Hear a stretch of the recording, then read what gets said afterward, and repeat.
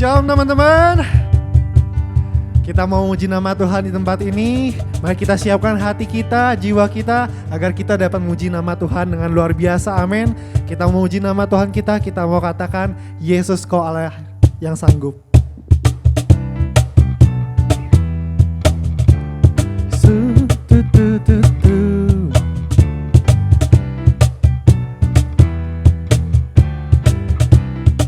Mari kita katakan, apa yang tak pernah dilihat mata, yang tak pernah didengar telinga, yang tak pernah timbul di dalam hati, semua disediakannya bagi yang mengasihi Dia. Allah sanggup melakukan segala perkara, dulu, sekarang, dan selamanya. Kuasanya tidak berubah. Allah sanggup melakukan segala perkara, dulu, sekarang, dan selamanya. Kuasanya tak berubah. Mari kita naikkan pujian ini dengan penuh sukacita, amin. Apa yang tak pernah dilihat mata, yang tak pernah didengar telinga, yang tak pernah timbul di dalam hati, semua disediakannya bagi yang mengasihi Dia. Allah sanggup melakukan segala perkara, dulu, sekarang, dan selamanya. Kuasanya tidak berubah. Allah sanggup melakukan segala perkara, dulu, sekarang, dan selamanya. Kuasanya tak berubah. Allah sanggup melakukan segala perkara, dulu, sekarang, dan selamanya. Kuasanya tidak berubah. Allah sanggup melakukan segala perkara, dulu, sekarang, dan selamanya. Kuasanya tak berubah. Dulu, sekarang, dan selamanya. Dulu, sekarang, dan selamanya. Dulu, sekarang, dan selamanya. Kuasanya tak berubah.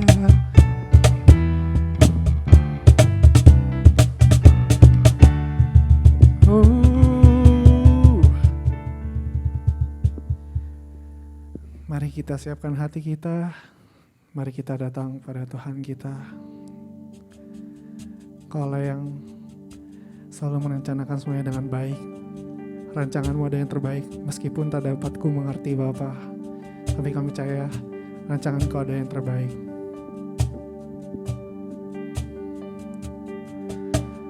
Meskipun tak ku mengerti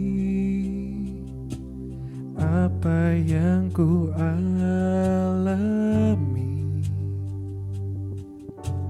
namun ku yakin Tuhan punya rancangan terbaik.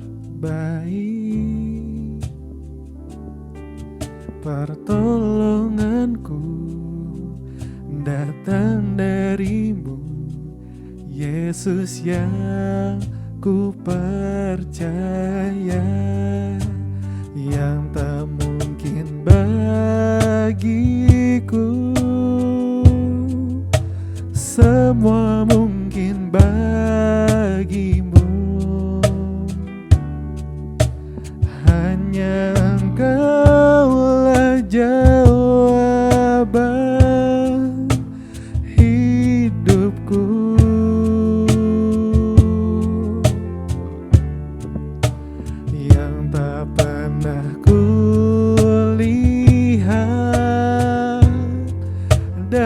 tak pernah kupikirkan. Itu yang Kau sediakan bagiku.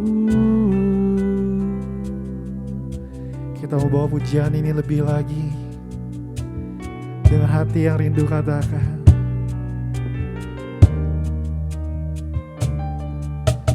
Meskipun tak ku mengerti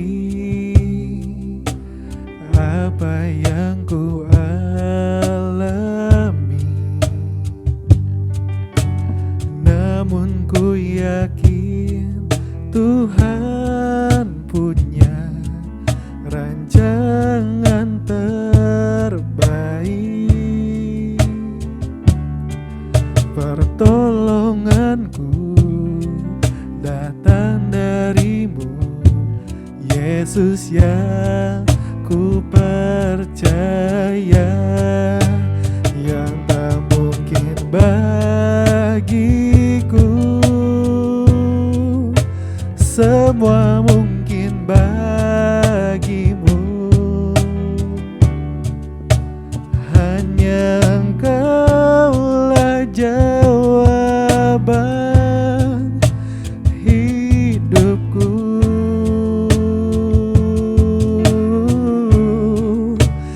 Yang tak pernah kulihat dan tak pernah kupikirkan. Itu yang Kau sediakan bagiku. Dengan hati yang lembut katakan, yang tak mungkin bagiku, semua mungkin bagimu. Hanya Engkaulah jawaban hidupku. Oh, yang tak pernah kulihat dan tak pernah kupikirkan.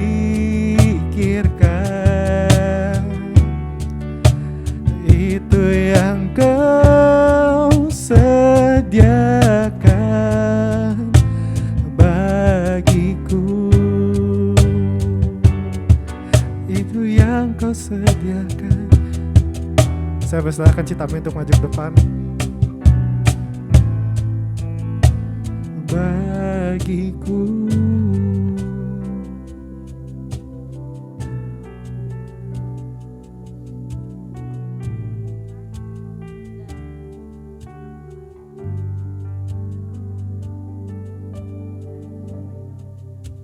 Oke, saat ini kita mau sama-sama mendengarkan firman Tuhan. Mari kita satukan hati kita dalam doa. Tuhan Yesus yang baik yang bertata di dalam kerajaan surga, kami mengucap syukur ya Tuhan buat kesempatan yang indah, buat setiap pujian penyembahan yang boleh kami naikkan ya Tuhan. Biar kiranya ya Tuhan setiap nyanyian kami Tuhan boleh menyenangkan hati Tuhan dan menjadi persembahan yang harum di hadapan Engkau ya Bapa. Tuhan Yesus, kalau sebentar kami mau mendengarkan firman-Mu ya Tuhan, Engkau yang bekerja ya Tuhan. Biar lewat setiap firman yang diberitakan ya Tuhan, Roh Kudus boleh bekerja kepada setiap kami ya Tuhan, boleh berbicara lebih lagi ya Bapa. Terima kasih ya Tuhan, kami siap mendengarkan, hanya di dalam nama Tuhan Yesus kami berdoa, amin. Oke, teman-teman, saat ini kita mau dengerin firman Tuhan. So saya mau ngajak teman-teman ambil posisi yang PW, yang enak buat dengerin firman Tuhan. Dan boleh ambil catatan teman-teman supaya apa yang kita dapetin hari ini bisa kita renungin dan jadi rema di kemudian hari. Oke, so selama 2 bulan ini kita mau belajar sama-sama tentang satu tema, yaitu mission. Dan mission juga jadi judul sharing saya hari ini yang mau dibagiin sama teman-teman. Kita mau sama-sama belajar kebenaran firman Tuhan lebih lagi, amin. So, ngomongin mission teman-teman, mission itu apa sih? Mission itu nama lainnya bahasa Indonesia misi ya, kayak kita udah tahu misi itu tugas teman-teman. Sebuah tugas yang diberikan, dan dalam hal ini sebuah tugas yang diberikan oleh Tuhan sama setiap kita. Seperti kita udah tahu gitu, mission itu pasti berhubungan tentang keselamatan, tentang Injil, tentang kabar baik bahwa kamu tuh udah ditebus dengan darahnya Tuhan Yesus gitu. Kamu udah jadi ciptaan yang baru, hubungan kamu dengan Bapa itu pulih. Nah, setiap kita ini datang ke dunia gitu, dilahirkan ke dunia tuh membawa satu tugas, membawa misi ini, misi yang sama yang bakal kita pelajarin hari ini, cuman packagingnya berbeda dalam panggilan kita masing-masing, dalam profesi kita dan peran kita masing-masing gitu, di keluarga, di pekerjaan, di sekolah, di studi kita. Dan hari ini yang mau saya bagiin ada 3 poin teman-teman tentang mission, tentang sebuah tugas yang diberikan sama Tuhan buat setiap kita. Dan ini nggak cuman buat, kalau teman-teman pikir gitu ya, cuman buat pengurus doang, buat majelis doang, mungkin kalau secara gereja buat pendeta doang, buat full timer doang. Enggak teman-teman, ini tuh tugas yang diberikan buat setiap kita. Kalau misalnya ini tugas cuma buat pendeta doang, ya udah Tuhan Yesus ngasihnya buat pendeta aja gitu, yang lahir pendeta doang. Enggak kan, kita semua lahir ke dunia ini dan gak mungkin kita dilahirkan ke dunia ini tugasnya cuma buat ngabisin waktu doang gitu, dari fase ke fase, musim ke musim. Enggak serendah itu teman-teman. Kita tuh dilahirkan ke dunia tuh punya tugas, dan tugasnya apa kita mau belajar sama-sama hari ini. Are you ready? Oke. Sebelum masuk ke poin-poinnya, saya mau bilang bahwa mission ini bukan sesuatu yang berat. Jadi kalau teman-teman berpikir, oh ini tentang ngabarin Injil nih, harus sekolah pendeta nih, harus berat lah pokoknya bawaannya gitu ya. Enggak teman-teman, enggak seperti itu. Ini tuh bukan beban, tapi sebuah alasan. Alasan kenapa kita lahir ke dunia ini. Ini juga bukan sebuah beban, tapi sebuah kerinduan. Ini juga bukan sebuah beban, tapi ini sebuah panggilan buat setiap kita. So kalau kita anak Tuhan, kita semua yang percaya bahwa kita lahir ke dunia ada maksudnya, kita spesial, kita berharga, kita yuk mau lebih lagi ngedenger Tuhan tuh maunya apa sih, misi kita ke dunia ini. Oke, kita masuk poin yang pertama. Poin yang pertama, mission for the lost. Misi untuk yang terhilang, tugas kita, misi kita untuk kita lakukan kepada mereka yang terhilang. Kita mau sama-sama buka beberapa ayat di dalam Matius 18 ayat 12 sampai 14. Kita sama-sama buka ya. Saya mau bacain buat teman-teman semua. Matius 18 ayat 12 sampai 14. Bagaimana pendapatmu jika seorang mempunyai 100 ekor domba dan seekor di antaranya sesat? Tidakkah ia akan meninggalkan yang 99 ekor di pegunungan dan pergi mencari yang sesat itu? Dan aku berkata kepadamu, aku di sini Tuhan Yesus, sesungguhnya jika ia berhasil menemukannya, gembala domba itu berhasil menemukannya, lebih besar kegembiraannya atas yang seekor itu daripada atas yang ke-99 ekor yang tidak sesat. Demikian juga Bapamu yang di sorga tidak menghendaki supaya seorang pun dari anak-anak ini hilang. Ini perkataan Tuhan Yesus sama murid-muridnya, sama orang-orang yang lagi mengejar dia, pengen diajarin. Judul perikopnya perumpamaan domba yang hilang. Di sini jelas dibilangin bahwa kerinduan Tuhan Yesus, kerinduan Bapa tuh nggak ada satupun orang yang terhilang gitu. Nggak ada satupun yang dilewatin. Bahkan di situ dibilang ketika dia punya 100 domba, 99, bayangin 99 banding 1, apalah artinya yang satu itu, ya nggak sih? Tapi Tuhan kejar yang satu itu dan dia tinggalkan yang 99 itu untuk mencari yang satu itu. Dan kita juga pernah teman-teman jadi satu domba itu yang hilang. Dan kalau teman-teman ada di sini saat ini melayani, teman-teman tertanam di tempat ini, teman-teman mengenal kasih karunia Tuhan, keselamatan kamu tuh produk dari keselamatan orang lain. Ketika dulu kita jadi si satu domba itu, ada orang lain, ada bagian dari 99 domba di sana yang mau jadi partnernya Tuhan buat ngebantu cari kamu, si satu domba yang sesat ini gitu. Jadi kalau kita mau renungin, bener banget gitu lagu yang bilang I once was lost but now I'm found. Dulu tuh gue pernah terhilang, dulu juga gue tersesat gitu. Dan kita tuh kalau di perumpamaan tadi, kita tuh satu domba itu yang kita gak tahu arah mana yang benar.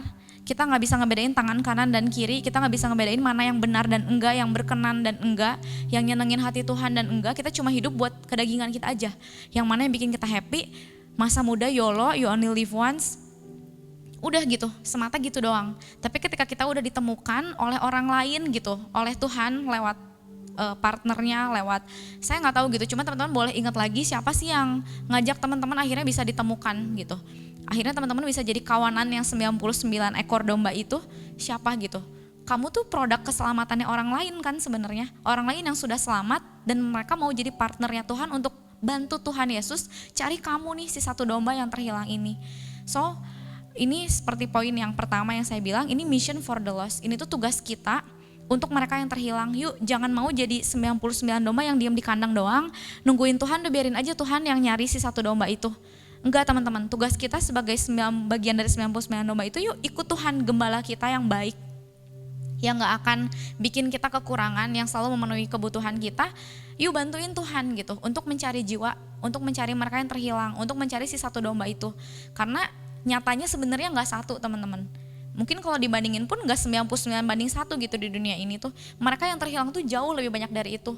Di Alkitab aja dibilang bahkan seorang pun tuh Bapa gak menghendaki dari mereka tuh binasa dan terhilang. Apalagi ini banyak. So saya mau ajak teman-teman, yuk kita punya misi nih untuk mereka yang terhilang. Buat kita tuh memberitakan kabar baik. Keselamatan kita ini harus jadi keselamatan lagi buat orang lain gitu. Bilang Tuhan tuh baik. Lu tuh di sini tuh hidup tuh bukan karena ya udah hiduplah gitu ya, maksudnya dari something dan jadi akhirnya gitu. Enggak, lu tuh hidup tuh karena kasih karunia, dan lu tuh harusnya binasa tapi lu beroleh kasih karunia Tuhan Yesus sampai akhirnya lu bisa hidup gitu. Gimana caranya Ci? Susah. Masa gue harus datang ke rumah-rumah terus bilang lu tau gak lu tuh udah ditebus Tuhan Yesus? Enggak, kalau kayak gitu yang ada malah diusir gitu ya. Tapi di sini ada satu ayat yang cukup singkat, padat dan jelas gitu untuk gimana mencari mereka yang terhilang, untuk melakukan ini nih, misi ini, mission for the lost. Kita mau sama-sama buka ayatnya di dalam Matius 5 ayat 16. Saya bacain buat teman-teman. Matius 5 ayat 16. Demikianlah hendaknya terangmu bercahaya di depan orang, supaya mereka melihat perbuatanmu yang baik dan memuliakan Bapamu yang di sorga. Di sini jelas banget teman-teman, gimana caranya kita mengabarkan kabar baik itu sama orang lain, ya lebih dulu jadi terang gitu. Ini perikop juga yang Tuhan Yesus bilang gitu sama murid-muridnya tentang garam dan terang dunia. Dan di sini dibilang hendaklah terangmu bercahaya. Gimana caranya bercahaya? Ya kamu harus punya api, kamu harus punya spirit of excellence. Gimana kamu mau bercahaya kalau kamu gak excellent di dalam pekerjaan? Gimana kamu mau bercahaya kalau kamu gak excellent di dalam studi? Itu yang namanya cahaya gitu teman-teman. Mereka yang gelap, mereka tuh ngeliat something yang namanya cahaya tuh menerangi. Ketika gelap, gak ada terang gitu, kamu tuh jalan nubruk-nubruk. Kamu gak tahu jalan ini sebenarnya ujungnya jurang atau apa. Tapi ketika kamu pegang obor, kamu pegang lilin, kamu tuh jadi tahu. Nah kamu tuh lilin itu di tengah-tengah pergaulan, di tengah-tengah studi kamu, di tengah-tengah kampus kamu, di tengah-tengah pekerjaan kamu tuh terang itu. Ketika ada kamu, mereka tuh jadi dibukain matanya, oh yang ini tuh jurang, yang ini tuh bukan. Nah itu misi kita buat mereka yang terhilang gitu. Ini misi yang pertama yang Tuhan kasih buat setiap kita teman-teman, bukan full timer. Setiap kita dalam peran kita, tanggung jawab kita masing-masing, kedudukan kita apapun itu, ini misi kita buat yang terhilang. Harus kita lakuin, jangan tunggu nanti, jangan tunggu tua, jangan tunggu posisi tertentu, enggak. Ini tugas kita setiap hari, lewat sosmed kamu, lewat perkataan kamu, perbuatan kamu tuh menerangi sesuatu yang gelap. Jadi jelas yang mana yang kanan, yang mana yang kiri, yang mana yang benar, yang mana yang enggak. Amin.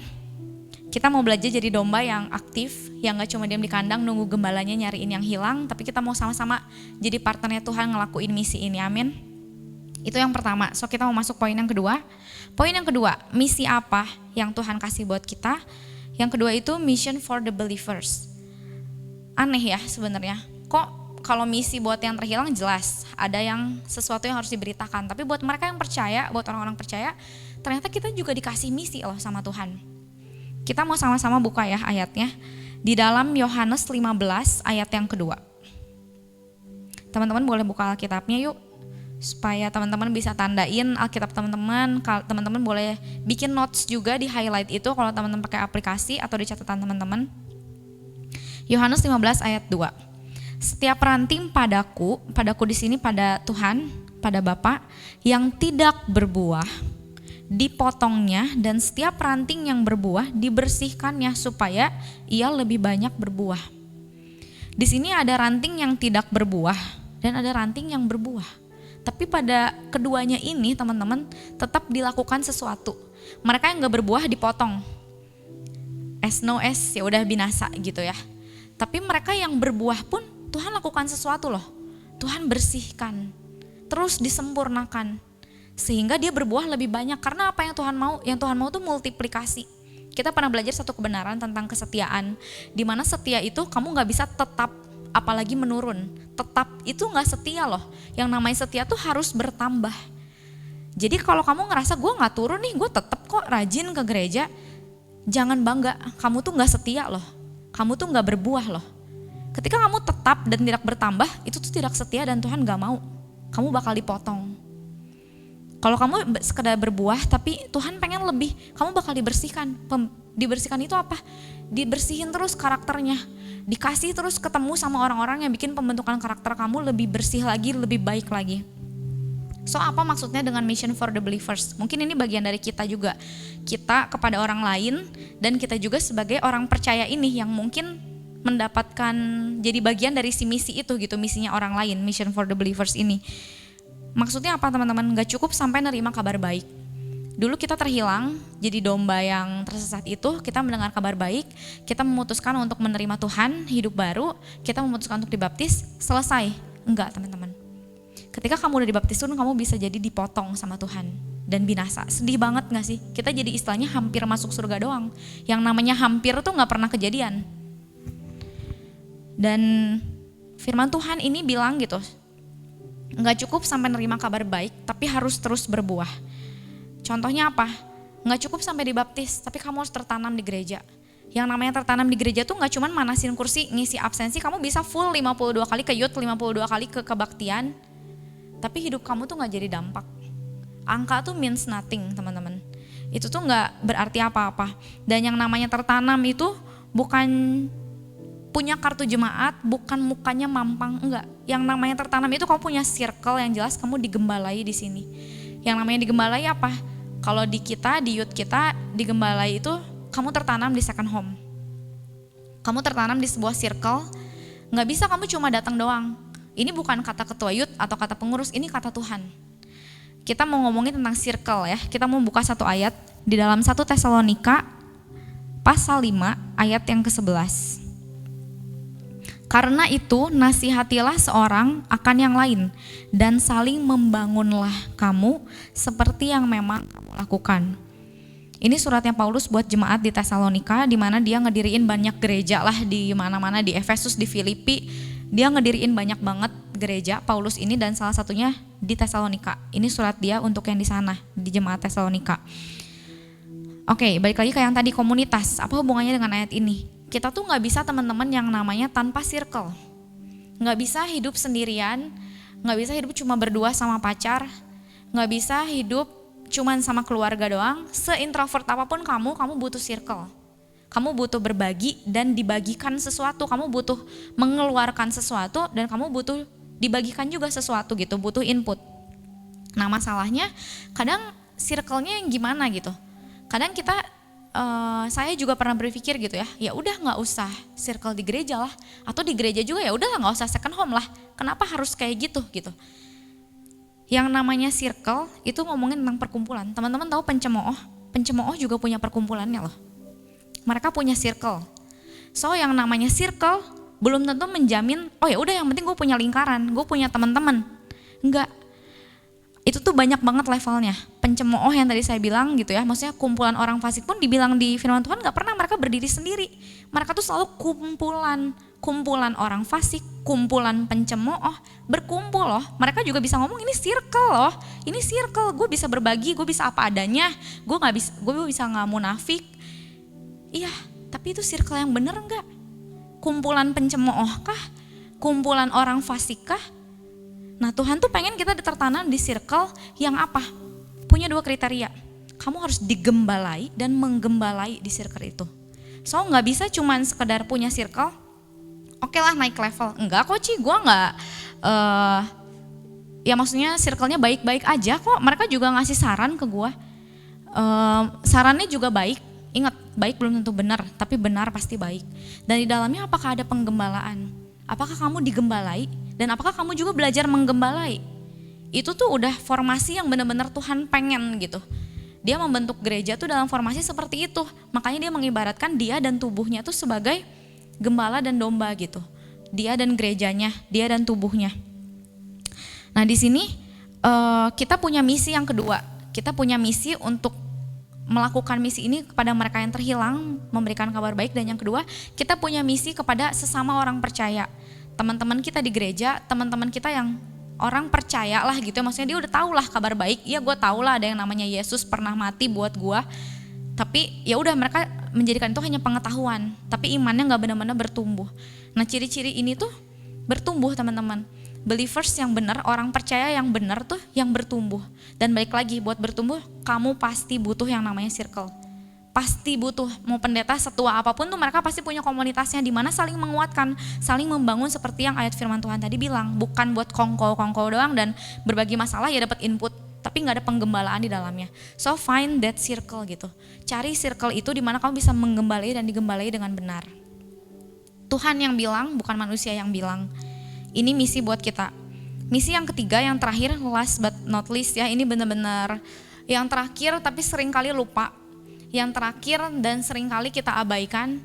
Dan yang terakhir ini banyak orang yang gugur gitu karena gak melakukan misi yang ketiga ini. Misi apakah itu? Kita buka ayatnya dulu. Di dalam 1 Korintus 9 ayat yang ke-24 sampai yang ke-27. Agak panjang ya. Aku bacain, teman-teman menyimak benar-benar sambil dibaca juga Alkitab teman-teman. 1 Korintus 9 ayat yang ke-24 sampai ke-27. Tidak tahukah kamu bahwa di dalam gelanggang pertandingan semua peserta turut berlari, tetapi bahwa hanya satu orang saja yang mendapat hadiah.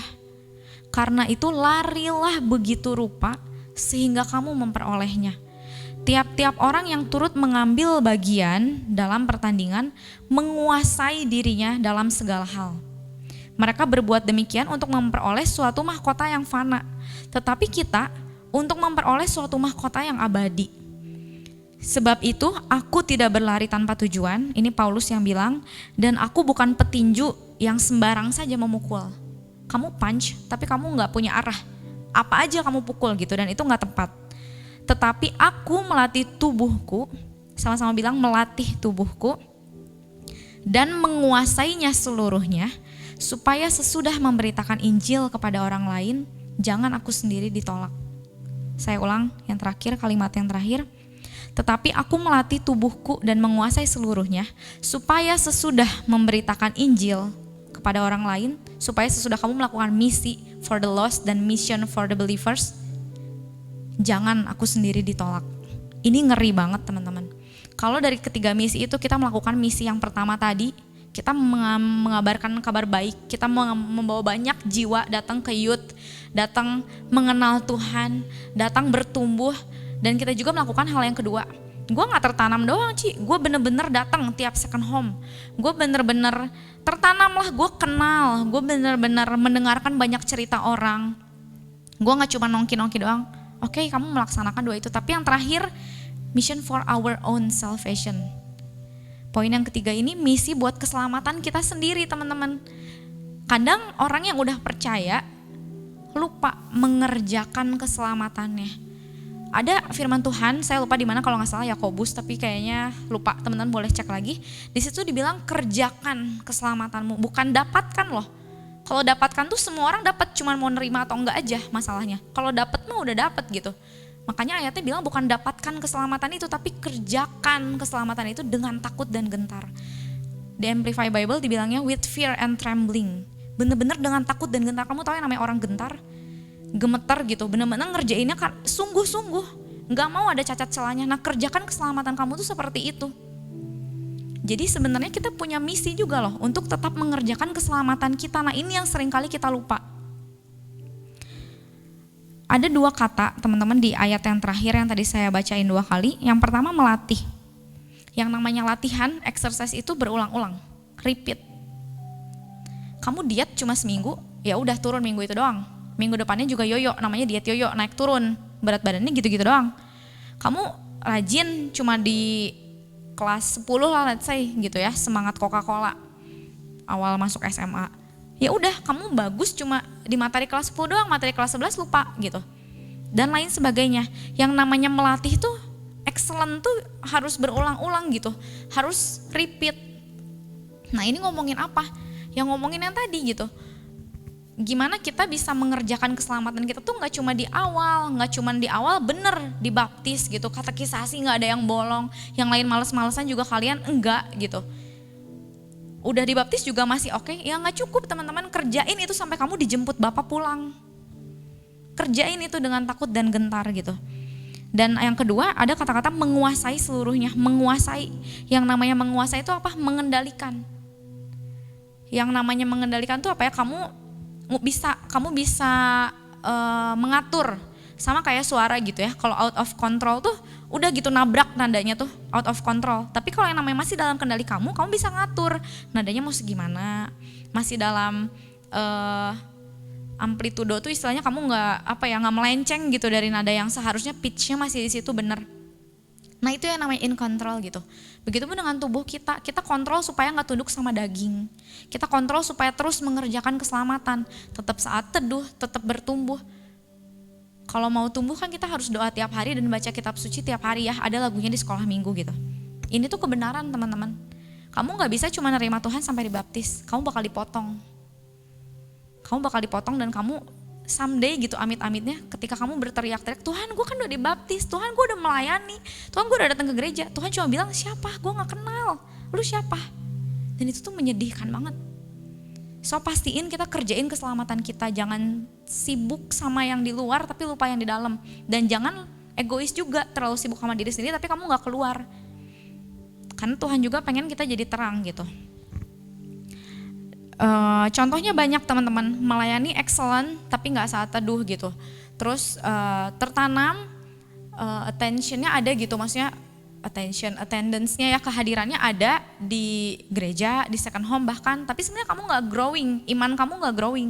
Ngehadapin masalah dikit-dikit pengen bunuh diri, ngehadapin masalah dikit-dikit jeduk-jeduk kepala gitu, ngehadapin masalah dikit ini gimana, langsung imannya drop. Itu tuh sama seperti biji yang ditanam di tengah semak-semak, kan Tuhan bilang, kamu denger, bahkan itu tertanam tapi dihimpit semak dan gak jadi apa-apa, gak berbuah. Tadi firman Tuhan apa, ketika kamu gak berbuah diapain? Dipotong. Ngeri ya, oke kalau misalnya kayak gini, gila firman Tuhannya berat banget. Enggak teman-teman, ini tuh kadang kita aja yang terlalu ngebawa itu jadi beban. Tadi di awal kan dibilang ini tuh bukan beban, ini tuh kerinduan. Ini tuh the reason, ini tuh alasan kenapa kita lahir. Misi 3 ini tuh alasan kenapa kita lahir. So jangan jadiin beban. Enggak gampang juga teman-teman, bakal banyak cobaannya, bakal banyak dinyinyir, bakal banyak disalahpahamin, bakal banyak dibilang so inilah, so itulah, jangan deket-deket, dia suci, gua hina gitu, dan lain sebagainya. Itu salib yang harus kamu pikul. It's okay, gak apa-apa, karena apa yang kita kejar tuh mahkota yang abadi. Orang tadi aja dibilang di ayat apa, kamu lari tuh mati-matian begitu rupa tuh apa, engges, keringet kemana-mana, rambut udah lepek, lari aja begitu rupa sampai kamu menang. Apalagi yang kita rebutin tuh mahkota yang abadi. Larilah begitu rupa, latih tubuh, kuasai seluruhnya. So itu firman Tuhan sore hari ini buat setiap kita. Lakuin ketiga misi ini, jangan tunggu nanti, lakuin ketiga misi ini dengan peran kita saat ini teman-teman. Kamu sebagai murid yang masih belajar, kamu sebagai anak yang masih diam di rumah orang tua, kamu sebagai pelayan Tuhan, apapun yang kamu pegang di dalam gereja, kamu sebagai bagian dari tubuh Kristus sebagai jemaat, yuk lakuin ketiga misi ini. Beritakan kabar baik, jadi garam dan terang, be excellent dalam bidang kamu, dalam peran kamu, tugas di rumah kerjain, semuanya lah usahakan itu dengan excellent gitu. Sampai itu jadi terang dan kamu menyampaikan kabar baik buat mereka yang terhilang. Dan yuk jadi jemaat yang tadi dibilang, gak cukup sampai nerima kabar baik, gak cukup sampai dibaptis, manas-manasin tempat, dan pelayanan bukan patokan. Bahkan sebenarnya datang ke second home juga gak patokan teman-teman. Cuman itu yang membantu kita, lakukan itu. Kita butuh tertanam di circle yang kamu bisa digembalai dan menggembalai. Dan yang terakhir, jangan lupa kerjakan keselamatan kita dengan takut dan gentar, with fear and trembling. So itu 3 misi yang sore hari ini Tuhan mau bilang sama setiap kita, mau Tuhan ingetin sama kita. Ketiga ini kita lakukan dengan balance, dengan pengucapan syukur sama Tuhan, dan kita gak bisa lakukan ini sendirian dengan pertolongan Roh Kudus. Saya gak tahu firman Tuhan ini apakah mengingatkan jadi pengetahuan yang baru, atau mengingatkan teman-teman yang mungkin udah tahu tapi lupa akan kebenaran ini, atau jadi teguran juga buat kita yang benar-benar selama ini berbalik nggak benar-benar bertolak belakang gitu sama firman Tuhan bilang hari ini. Yuk sama-sama belajar. Firman Tuhan ini pedang bermata dua, memberikan pelajaran buat saya yang ngebagiin juga, benar-benar jadi kekuatan juga di masa-masa sulit kayak gini. Kerasa gak sih, apalagi sih yang udah lakuin kalau bukan nyenengin Tuhan, makin kerasa gitu kan. Dan di masa-masa sulit seperti ini juga, yuk dengar suara Tuhan lebih lagi, dan ini suara Tuhan buat setiap kita. Mari kita mau satukan lagi kita dalam doa. Allah Bapa kami yang baik, kami mengucap syukur ya Tuhan buat setiap firman yang boleh kami dengar sore hari ini ya Tuhan. Kami percaya Tuhan bukan manusia yang bicara, tapi Tuhan Yesus sendiri yang bicara kepada setiap kami. Ya Tuhan, ajar kami ya Tuhan untuk melakukan ketiga misi ini ya Tuhan, mengerjakan keselamatan ini ya Tuhan bagi mereka yang terhilang, bagi sesama orang percaya ya Tuhan, dan juga bagi diri kami sendiri ya Tuhan. Dan Bapa, Engkau yang paling mengerti kami Tuhan, Engkau yang mengerti batas kekuatan dan kesanggupan kami Tuhan. Kami benar-benar berserah dan kami gak mampu tanpa Engkau Tuhan. Kami gak mampu lakukan tiga misi ini dengan baik tanpa Engkau ya Tuhan. So biar Roh Kudus ya Tuhan yang memberikan kekuatan, yang memberikan kami hikmat ya Tuhan, biar dalam perkataan kami, perbuatan kami sekecil apapun itu ya Tuhan, mungkin cuman kata-kata yang kami ketik di chatting, kata-kata yang kami ketik di grup chat, kata-kata yang kami ketik di sosmed, sampai hal-hal besar yang lainnya Tuhan, lewat keputusan-keputusan besar kami ya Tuhan, semuanya memuliakan Tuhan, semuanya menjadi garam dan terang buat orang-orang di sekitar kami ya Bapa. Kami menyerahkan semuanya ya Tuhan, dan kami juga mau recommit ya Tuhan. Kami mau tertanam lebih lagi, kami mau mengerjakan keselamatan kami lebih sungguh lagi ya Tuhan di dalam Engkau ya Bapa. Terima kasih ya Bapa, firman Tuhan selesai diberitakan, tapi Roh Kudus yang berbicara lebih lagi melampaui kata-kata yang disampaikan ya Tuhan, melampaui apa yang bisa kami pikirkan. Biar firman Tuhan ini berbicara lebih lagi ya Bapa. Terima kasih ya Bapa, terima kasih Tuhan Yesus Kristus, terima kasih Roh Kudus. Hanya di dalam nama Tuhan Yesus kami berdoa, amin. Sebelum kita berpisah teman-teman, ada satu video persembahan dari kolaborasi anak-anak Youth, Seeds of Youth. Teman-teman boleh menyaksikannya, semoga menjadi kekuatan buat kita semua. Selamat menyaksikan.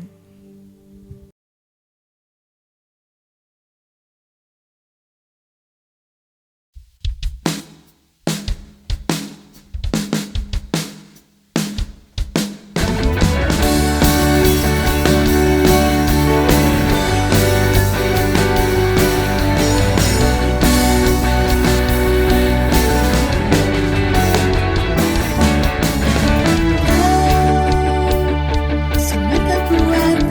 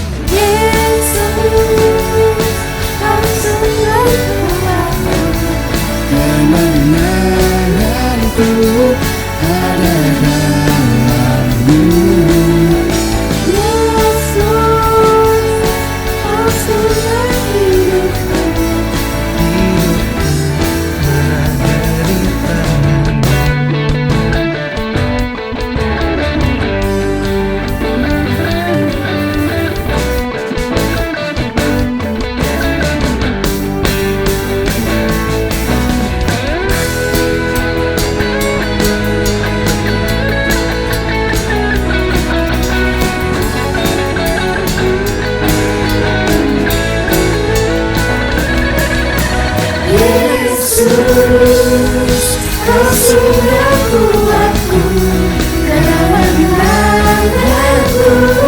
ada dalam-Mu.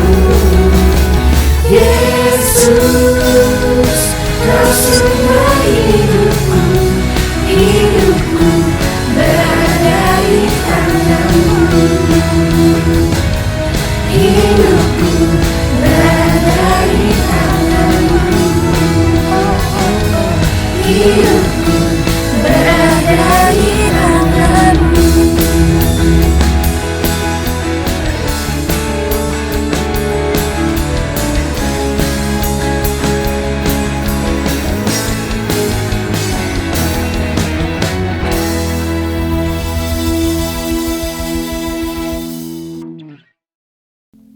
Berapa banyak di antara kita yang diberkati lewat firman Tuhan kita pada sore hari ini yang kita sudah terima sama-sama. Amin. Saya percaya setiap kita dapat kekuatan yang baru, dapat berkat yang baru, dan kita percaya bahwa kita semua hadir di dunia butuh sebuah misi, dan setiap kita perlu untuk melakukan itu dalam kehidupan kita sehari-hari. Amin. Saya jadi keinget gitu di masa-masa pandemi kayak gini, di masa-masa ketika kita lebih banyak di rumah, seharusnya misi-misi tersebut tuh jauh lebih mudah untuk kita lakukan ya. Mungkin selama ini engkau sibuk sama tugas sekolah dan lain-lain dan melupakan keluarga, melupakan orang tua. Kapan terakhir kali kalian ngebantuin mama cuci piring? Kapan terakhir kali kalian bantuin mama beberes rumah? Kapan terakhir kali kalian bantuin apapun lah yang bisa dikerjain di rumah? Coba belajar teman-teman di tengah-tengah situasi seperti ini. Yuk jangan frustasi, jangan bosen, tapi belajar untuk melakukan sesuatu yang mengerjakan misi-misi kita dari hal-hal yang kecil dalam kehidupan kita. Amin. Ya, saya percaya firman Tuhan jadi kekuatan buat setiap kita. Terima kasih buat Tami yang udah bagiin. Biarlah Tuhan berkati lebih dan lebih lagi, pelayanannya semakin ditambahkan dan semakin luar biasa. Tuhan berkati kesehatan, masa depannya Tuhan berikan yang terbaik. Mari kita sama-sama akhiri ibadah ini. Kita mau sama-sama berdoa. Bapa, kami kembali datang kepadamu Tuhan. Kami mengucap syukur untuk hari ini kalau kami boleh beribadah, walaupun ibadah kami secara online Tuhan, tapi kami percaya Engkau hadir Tuhan di rumah kami masing-masing Tuhan. Engkau beracara Tuhan di tengah-tengah ibadah online ini Tuhan, dan kami percaya Engkau yang akan melawat kami Tuhan, menjamah kami Tuhan, sehingga enggak satupun Tuhan dari kami yang selesai ibadah ini berlalu dengan sia-sia Tuhan, tapi setiap kami Tuhan boleh betul-betul ditegur oleh Roh Kudus Tuhan, boleh betul-betul dikuatkan, boleh terus diteguhkan Tuhan, untuk kami boleh mengiringi Engkau Tuhan sepanjang hidup kami Tuhan, dan juga melakukan misi-misi yang telah Kau berikan kepada kami Bapak. Terima kasih Bapak, terima kasih Tuhan Yesus, terima kasih Allah Roh Kudus. Sebentar kami mau berpisah Tuhan, berdoa setiap teman-teman kami yang sekolah, yang kuliah, yang bekerja dimanapun mereka berada Tuhan, Kau yang berkati Tuhan, berikan kesehatan, berikan kekuatan, berikan damai sejahtera yang daripadamu Tuhan, tercurah Tuhan atas mereka ya Bapak. Kau berkati dalam setiap apapun yang mereka kerjakan, Kau yang buat berhasil ya Tuhan. Di tengah-tengah segala keterbatasan ini Tuhan, kami percaya bahwa Engkau adalah Allah kami yang tidak terbatas Bapak. Terima kasih Bapak, terima kasih Tuhan Yesus, terima kasih Allah Roh Kudus. Kami mau terima berkat yang daripadamu. Mari kita sama-sama angkat kedua tangan kita di hadapan Tuhan.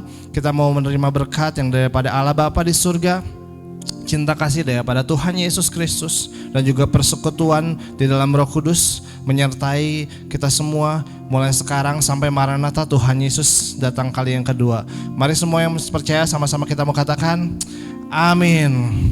Bapa, terima kasih. Bapa, terima kasih. Bapa di dalam surga, ku berterima kasih.